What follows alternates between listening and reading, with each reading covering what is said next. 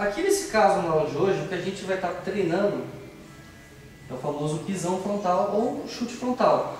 Mas é um chute que você não vai aplicar ele para deixar o oponente na sua frente. Você vai empurrá-lo, tá? Você que tirar ele da sua frente, ok? Então você vai virar pelo menos da barriga e vai empurrar.